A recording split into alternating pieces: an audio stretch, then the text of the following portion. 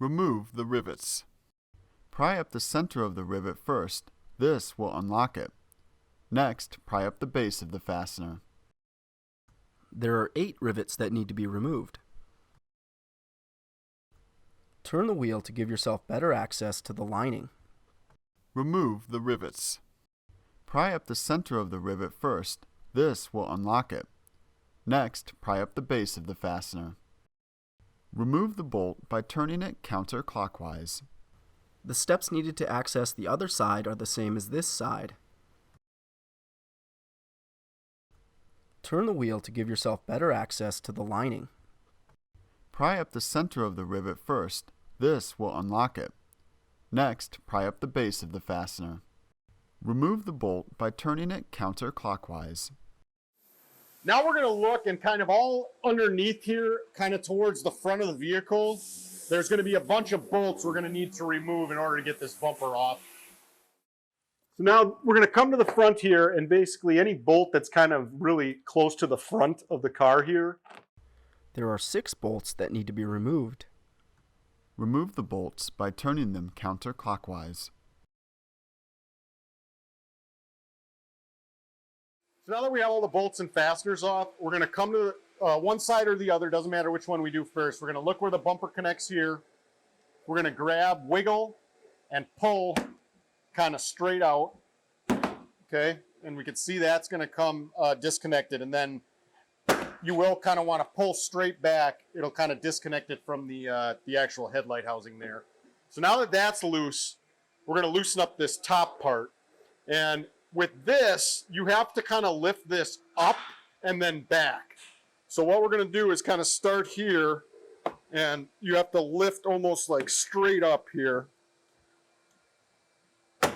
like that, okay? And you can see now this top part is going to be loose, and all we have to do then is go to the other side and do the same thing, and then we should be able to remove the bumper here. We recommend changing your bulbs in pairs. If one bulb is burnt out, its counterpart bulb is likely near the end of its life as well. Bulbs get dimmer by 20% over time, which is another great reason to change both bulbs at once.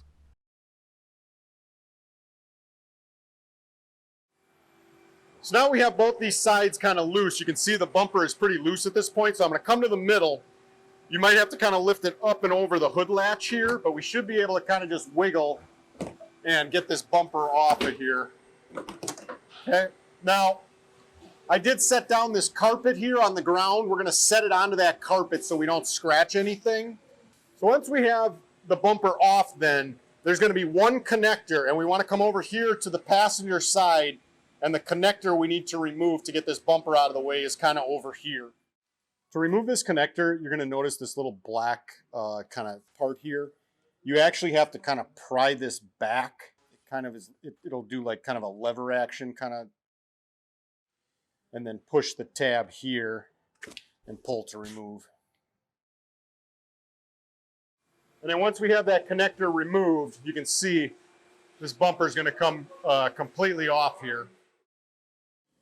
So now we're going to bring the bumper back up into place here. And the first thing I'm going to do is come over here on the driver's side, right on the side here. And we're going to reconnect this connector.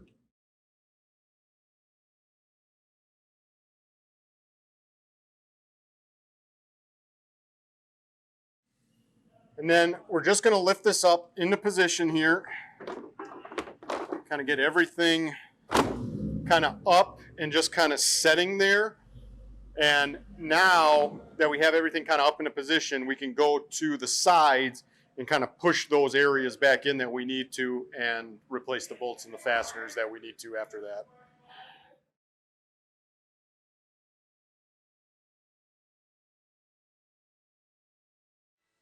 And then this section here, we want to kind of line up and push straight down. Just kind of get it into place, and then we'll just kind of touch it a little bit there. Now, I just want to point out this panel that's connected to kind of this side needs to go underneath the panel that's connected to this side. Now, when you put this back on, it may or may not have gone underneath the way that you wanted it to, but if it didn't, I would just get like a flathead screwdriver, and you can basically just kind of readjust it there and just slip it underneath, and you'll be good to go.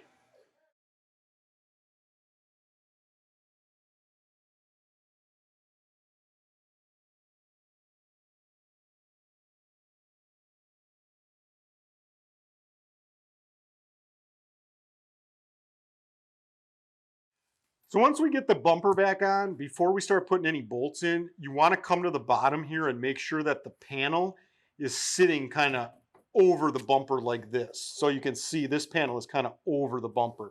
If for some reason the bumper kind of is sitting on this side of the panel, you're going to have to just kind of readjust it. But it should kind of go up there pretty good to begin with. You can see that we have this the way that we need it. So then we know that we can put the bolts back in on the bottom when we need to. Replace the bolts by turning them clockwise.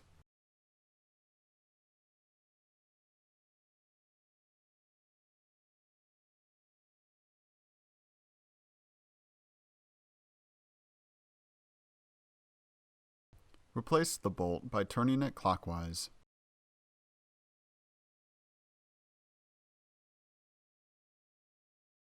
Replace the rivets. Align the base of the rivet first. Next, push down on the center to lock it in place.